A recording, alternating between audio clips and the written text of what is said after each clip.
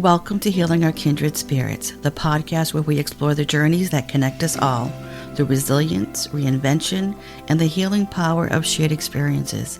I'm Donna Gaudet, and today we're diving into a deeply human and universal experience, grief. We will discuss the 6 stages of grief.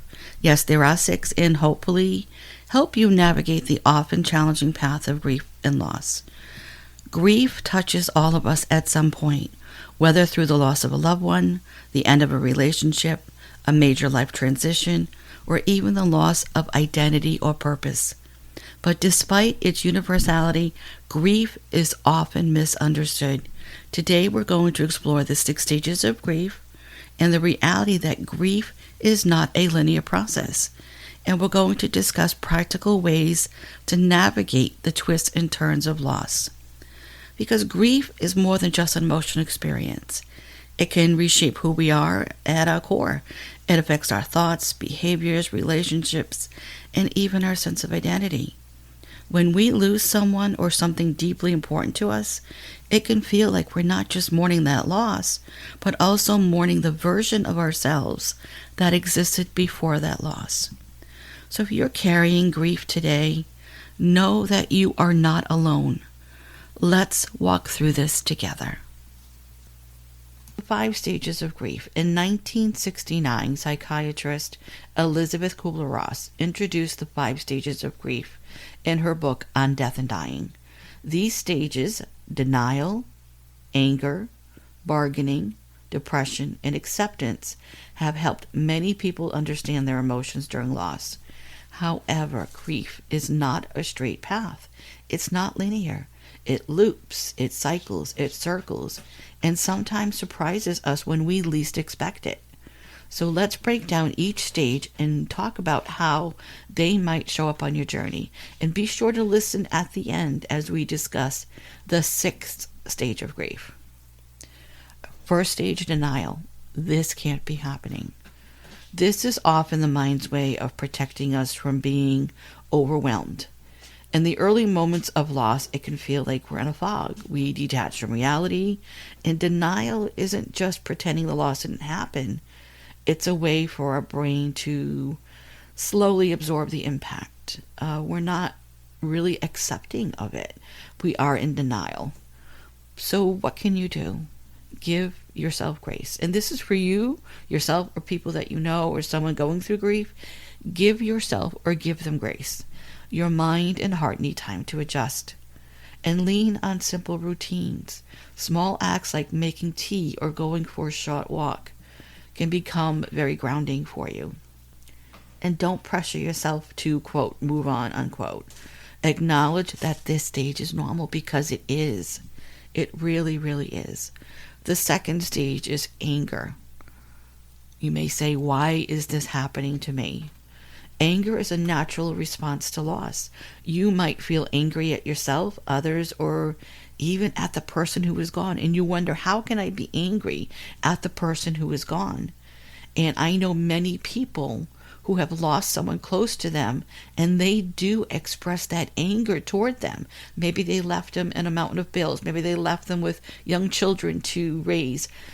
It doesn't matter the reason, but you can feel angry at your loss or at the person you lost. And you may feel angry at the universe or even a higher power for allowing this to happen. You may often ask, whatever deity you believe in, why did this happen? Why did you take the good one? He's too young. She's only a child. We have anger, and that's a normal emotion. So what can we do? You want to find healthy ways to express anger, and there are healthy ways to express anger. And anger is a normal emotion. I think we need to normalize anger as an emotion. I have struggled with anger my entire life of not being able to express it. And through therapy, as recently as a few weeks ago, my therapist is teaching me how to productively get angry. And so anger is a normal emotion. It's nothing to be ashamed or embarrassed about. Anger is an emotion that we need to feel and we need to express in a way that does not hurt ourselves or others. So finding healthy ways to express it, like journaling, physical movement, or even creative outlets, can help. Talk to someone who won't judge your emotions, and remind yourself that anger is a part of healing. It doesn't mean you're doing grief wrong. It just means you're doing it in the way that you need to at this point on your journey. Number 3, bargaining, if only. This is the stage where we look for ways to reverse or lessen the pain. If only I had done things differently. If only I had one more chance. Bargaining is often accompanied by guilt. And I can't tell you how much guilt people feel after a loved one passes, myself included. It's not that we did anything wrong, but we always think we could have done more. Why didn't I do more? I know I did enough, but I could have done more. But if only. So those are normal emotions to have. So what things can you do? Recognize that regret is natural, but it does not define your love or your worth. And try writing a letter to the person or the situation you lost. Express your thoughts and unresolved feelings. Seek out professional or peer support if you feel stuck in this cycle. I can't tell you how important that is to find someone that you can talk to about this, because it will help you. Number 4, depression. This hurts so much. At some point, the weight of the loss sinks in, and the sadness can feel so overwhelming. This stage can bring fatigue, isolation, or a loss of interest in daily life. So what can you do? How can you help? Allow yourself to feel your emotions without judgment, and connect with others, even if it's just sending a text to let someone know you're struggling. It is not a sign of weakness to ask for help. It is a sign of strength when you ask for help. And if your depression feels unbearable or prolonged, please reach out for professional help. There is nothing wrong with taking care of your mental health. Number 5, acceptance. This is my new reality. Acceptance doesn't mean being okay with the loss. It means recognizing that life is now different. You may still have difficult days, but there is space for meaning, connection, and even joy again. You may not see it, you may not feel it right away, but there is space for connection and joy. So what can you do to help yourself or others through this stage? Find ways to honor what you lost, and that can be done through rituals, storytelling, or carrying forward lessons from the experience. Be open to new connections and possibilities even as you carry your grief. Don't shut other people out. Don't shut down opportunities that may come before you to be able to heal. And know that acceptance does not mean forgetting. Acceptance does not mean forgetting. It means integrating the loss into your life in a way that allows you to keep living. And it hurts, and it's going to hurt for a long time. But acceptance does not mean forgetting. I want to share a personal experience that I had with the 5 stages of grief. When my dad passed in 2010, and it's going to make 15 years this month, it was one of the most difficult things that I had gone through. Even though we knew the outcome because he did have cancer, but he was a fighter. But it doesn't make it any easier. No matter how much you prepare, you are truly never prepared. I went through a lot of personal and medical turmoil when he passed, and that complicated the grief. And I did touch on this in season 1, episode 8, so you can go back and re-listen to that if you haven't yet. And a friend had recommended the book by Elizabeth Kubler-Ross, and I purchased it, but I could not bring myself to read it. I perused it, and I put it down, and I couldn't do it. After reading the first chapter, I tried. I quickly put it down and said, no, I'm not ready for this. And I just left it there. I remember weeks going by, and then a month or 2 had gone by, and even though the grief had started to soften a little, I still had not fully grieved for my dad. I had did so much crying before he passed, and when he first passed, that all I felt afterwards was just numbness. When I did pick up the book again and started reading the chapters, it started to make sense for me. The hardest chapter for me was the chapter on acceptance. I knew once I made it through this chapter, then it meant that I had accepted his passing, and that scared me because I did experience complicated grief. And I'll talk about that a little later. But I have come to treasure this book, and even though I had it in paperback version, I also have a digital version that I still refer back to now and then. Why? It doesn't mean you have to physically lose someone, but if you've lost a relationship, your financial means, you've lost a home, lost a job, lost a friendship, the 5 stages of grief, 6 stages of grief, can be really helpful for you. When I was an intuitive spiritual life coach and advisor, whenever someone had lost a loved one, I would send them the book by Elizabeth Kubler-Ross with a note to let them know that they will know when they're ready to read the book, if they're ever ready to read the book. Whether your grief is 20 minutes old or 20 years old, you can gain insight and healing from reading and rereading this book. So while the 5 stages of grief provide a framework, they don't happen in a neat order. You may move between them, skip some, revisit certain stages later, years later. There's no right way to grieve, only your way. And grief shows up unexpectedly. And how can that happen? How does that happen? What about hearing a song that brings a wave of sadness? There are certain songs that remind me of people that I've lost, and we have a quote-unquote family song, and that song is You Are My Sunshine. And when I hear it, I remember every person in my family that I've lost. And even though the song was always done at family reunions and always sang, and my mom sang it to me, and I've sung it to my grandchildren, it's just that universal song for us that makes us happy and sad at the same time. And when we feel joy, then we feel guilt for moving forward. Does that ever happen to you? Or has that ever happened to you? And then experiencing fresh grief during milestones, holidays, anniversaries, life changes. I remember the first Mother's Day without my mom, the first Father's Day without my dad, the first birthdays without them, the first holiday, and so on. And it really does not get much easier as time goes by, but you learn to coexist with the grief. Because where there was great love, there is great grief. And grief is like the ocean. Some days the waves are calm, other days they crash over you when you least expect it. And the important thing is to let yourself ride the waves instead of fighting them. The more we resist, the more it persists. And we talked about that in a prior episode. So how can we navigate the grief process? So since grief is deeply personal, there's no one size fits all. And that seems like a simple solution or a blanket solution, but there is no one size fits all. But there are some wise and helpful steps that can help ease the journey.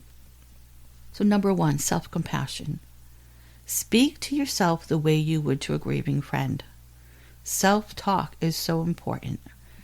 And let go of the pressure to move on. Instead, aim to move forward with love. We move forward with our grief. We never get over it. We get through it, but we never get over it. And then 2, finding support. Lean on friends, family, even support groups. Therapy or grief counseling can be life-changing.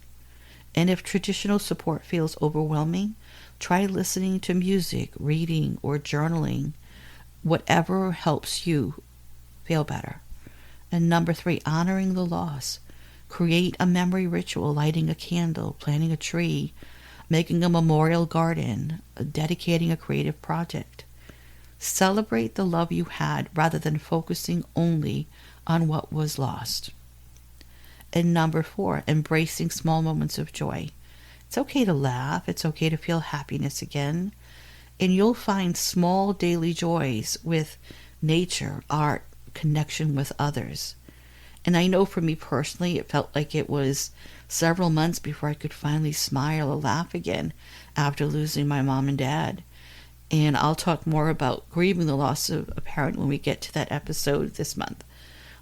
But this may be controversial, but some people often have to seek out the help of a reputable medium or spiritual advisor to help them through the grief process. In our minds, we know that our loved ones have crossed over and they are safe. But sometimes we have unfinished business or things left unsaid that we need to work toward for closure. So oftentimes people will seek out a medium to make that connection to the loved one in spirit. So what is your opinion on this? Have you ever met with a reputable medium to make a connection to a loved one in spirit? And if you haven't, would you? Or why wouldn't you? My advice is that if you were to seek out the services of a medium, I suggest that you look and ask for recommendations and search for spiritual mediums who are well known and those that are that come recommended from someone who may have been to see them. Even though I have done this work in the past, I am the world's biggest skeptic when it comes to trusting other people who do this kind of work. And I know that may seem kind of odd for me to be saying that, but I am very skeptical because I have seen other people get taken advantage of by so-called psychics and mediums, and they end up being just charlatans. So you have to be careful. I'm not saying that all mediums are shady or charlatans, but I have heard my share of horror stories from people who I have worked with that have had terrible experiences and have been taken advantage of. So some of the red flags to be aware of if you do go down that route is such as being asked for an exorbitant amount of money to facilitate a connection to your loved one in spirit. Someone who asks a lot of leading questions could be called with a fishing expedition and not really getting the connection. And so you want to be really, really careful. If someone guarantees you a connection to a loved one in spirit, I would be wary. Please be careful and please be wise when searching for a medium or spiritual advisor, anything along those lines. And if you are looking for recommendations, please send me an email and I will try to help you go in the right direction. So just like grief is a personal journey, who you choose to work through your grief is your choice. So how does grief change us? Grief can change us in profound ways, some of which are painful, but others that over time can lead to personal growth. Let's talk about some of the ways that grief can transform us. One, a shift in priorities and perspective. Many people describe grief as a wake-up call. After loss, things that once seemed important may feel trivial and vice versa. Some people find themselves questioning old beliefs, career choices, or even friendships. Others develop a deeper appreciation for the present moment, knowing firsthand how fleeting life can be. So, upon reflection, have you noticed changes in what matters most to you? Have your goals, relationships, or sense of purpose shifted? Number 2, emotional sensitivity and vulnerability. Grief can leave us feeling emotionally raw, making us more sensitive to life's ups and downs. Some people find that they cry more easily, while others may feel numb or disconnected. You may notice that you have less tolerance for small stresses, or that certain memories or triggers bring unexpected waves of emotion, especially when you think you've overcome a hurdle and then it just starts all over again. So allow yourself to feel what comes up, whether it's sadness, frustration, or even joy. And remember to set healthy boundaries with people who don't respect your emotions.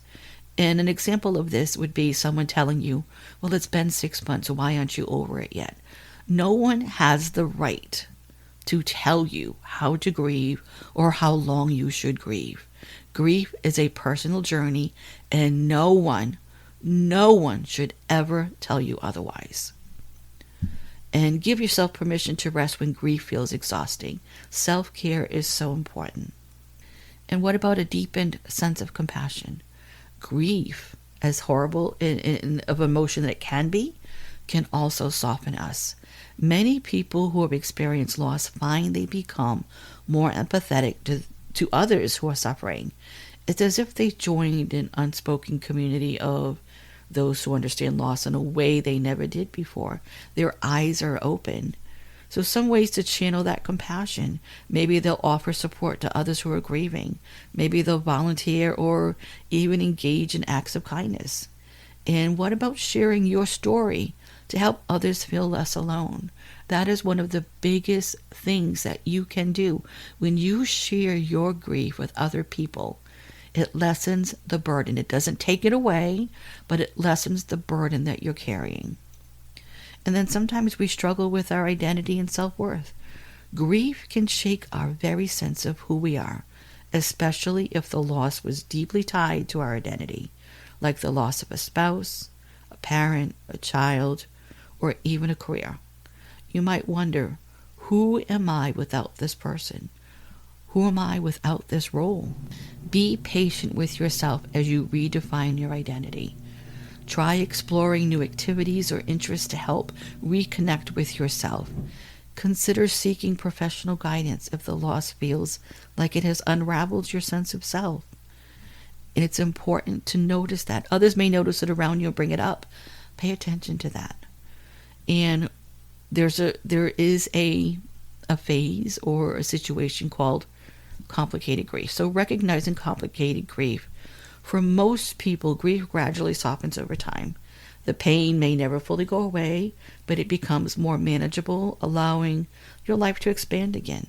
However, for some, grief becomes so overwhelming that it doesn't lessen, it deepens. This is known as complicated grief or prolonged grief disorder. So what is complicated grief? Complicated grief is when the pain of loss feels just as raw months or even years later as it did in the beginning. It can feel like being stuck in grief. It's like Groundhog Day over and over again. You're unable to move forward. So instead of gradually adapting to life without your loved one, a person with complicated grief may feel trapped in deep, ongoing sorrow. And I can attest to the overwhelming feelings of complicated grief. When my mom passed, I went into a dark, deep depression. Again, I talk about this in season 1, episode 8 in greater detail. And when my dad passed, I was numb from everything. I was dealing with my own health issues, and I think that kept me from fully processing my grief. And I had really difficult time. I had agoraphobia. I couldn't leave the house. There were many things that I went through. So when I worked with clients as a spiritual intuitive advisor, I could recognize complicated grief quickly, and I would insist that they seek out the help of a qualified mental health professional. It was imperative that they did that because I am not a mental health therapist, and what they needed was more than what our sessions could give them. So what are some of the signs of complicated grief? Persistent, intense longing for the person who is gone with little relief over time. People may avoid reminders of the loss, such as not speaking about the person or avoiding places that remind you of them. It's normal in the very beginning to feel that way, but if it's happening over time, that could be a sign of complicated grief. And then your inability to function in daily life, neglecting work, relationships, or even personal care. And then intense guilt or self-blame, feeling like you should have done more. We've all had a moment of that. I know we have. Feeling life is meaningless or having thoughts of not wanting to go on. Imperative to get help immediately. And withdrawal from others, even loved ones who want to help. You're pushing people away. You think you can handle it all on your own, or you think you don't, that there's nothing wrong, that this is just normal. Yes, grief is normal, but complicated, unresolved grief is not normal. And you should seek out help to help you with that. If you or someone you love is experiencing complicated grief, please know this is not a sign of weakness or failure. It's a sign that the depth of your love and loss is immense, and you may need extra support in learning how to carry it. So seeking help for grief, it's not about getting over it. People think, if I see a therapist, they're just going to help me to get over it. It's about learning how to carry it in a way that allows you to keep living. There's no shame in needing support. We've all been there, myself included. In fact, reaching out for help is one of the most courageous things you can do. So if your grief feels unbearable and doesn't ease with time, consider professional help. If you're struggling with daily tasks or relationships, consider professional help. If you have thoughts of self-harm or feel like you can't go on, definitely get professional help. If you feel stuck in anger, guilt, or depression without relief, definitely get professional help. So what kind of grief therapy or support is available? There's therapy, there's counseling, and a grief counselor or therapist can help you process your emotions and develop coping strategies. And then there's grief and support groups. Connecting with others who have experienced similar losses can be incredibly healing. And then there's journaling and expressive therapy. Some people find writing, art, or music helpful in expressing grief. And then there's faith-based support. If spirituality is meaningful to you, speaking with a spiritual leader or attending a faith-based support group may bring comfort. I want to emphasize that professional help is not just for severe grief. Therapy can be helpful even if you just feel lost or unsure of how to navigate your emotions. There's no threshold of suffering you have to reach before you're allowed to get support. And as I discussed earlier, some people find that they are able to navigate the complicated grief by seeking of the services of a qualified spiritual medium. You do what works for you. It's not meant for me to judge or anybody to judge. So I want to talk about the 6th stage of grief, finding meaning. And there is a wonderful book by David Kessler. And I can't tell you how much this book changed my life. So for many years, we've known grief through the 5 stages outlined by Elizabeth Kubler-Ross, which we know is denial, anger, bargaining, depression, and acceptance. But grief expert David Kessler, who worked closely with Elizabeth Kubler-Ross, introduced a 6th stage, and it's called Finding Meaning. And he has a book out by the same name, and I'll put that link at the end of the episode notes. This stage is not about moving on or forgetting or minimizing loss. It's about carrying love and memory forward in a way that brings purpose and healing. It's about discovering how to live in the wake of loss, not just survive it. So let's explore what it means to find meaning after loss. David Kessler, who is a grief expert, and he is everywhere on social media, and if you have the chance to listen to him or attend one of his informational webinars or one of his sessions that he often offers for free, please do, because he is phenomenal. He is phenomenal. So he wrote a book called, he worked with Elizabeth Kubler-Ross on grief and grieving, and he saw firsthand, both in his work and in his personal life. So in 2016, David Kessler's world was shattered when his 21-year-old son died suddenly. Despite all his knowledge, all his expertise, he found himself drowning in unimaginable pain. It was in that darkness that he began exploring the idea of meaning, not as a way to justify loss, but as a way to survive it.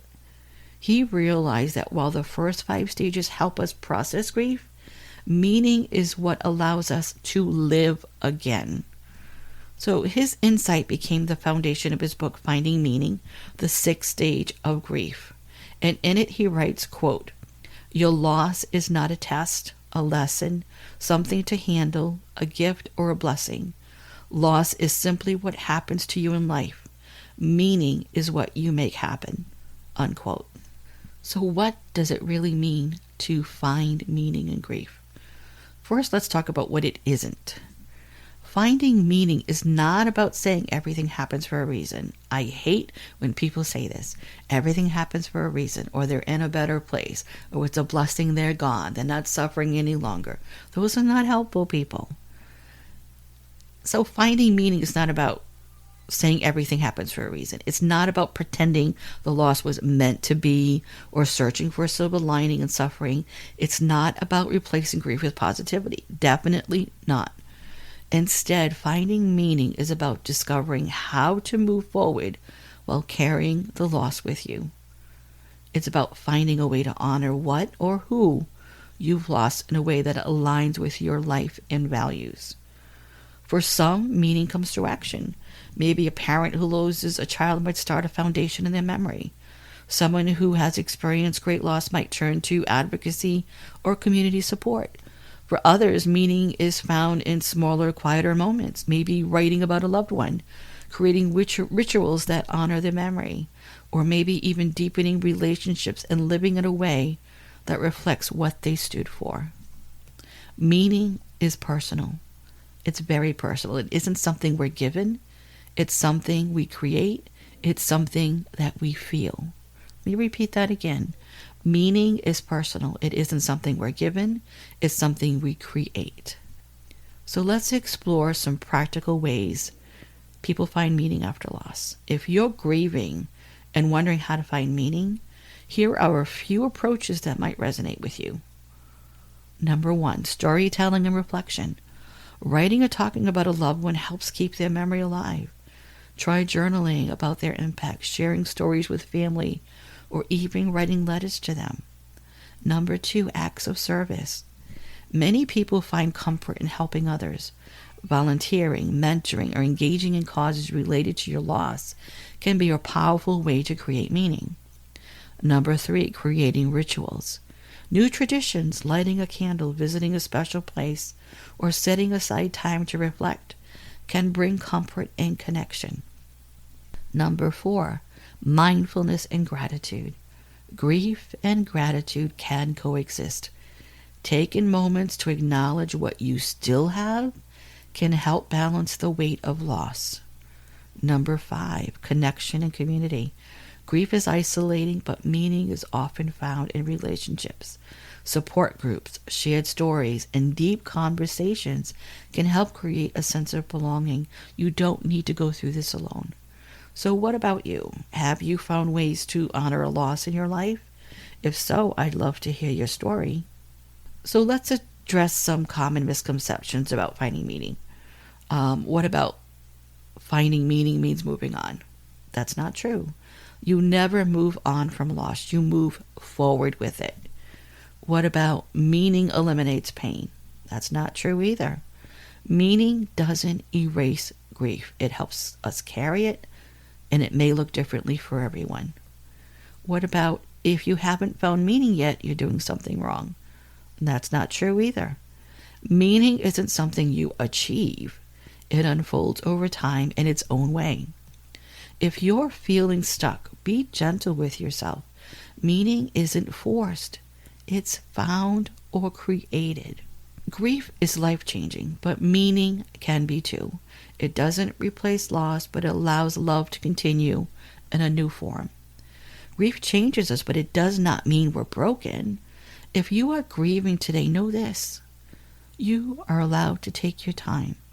You are allowed to grieve in your own way, and you are allowed to ask for help. Healing does not mean forgetting. It means finding ways to carry love and loss together. And as we close, I invite you to reflect.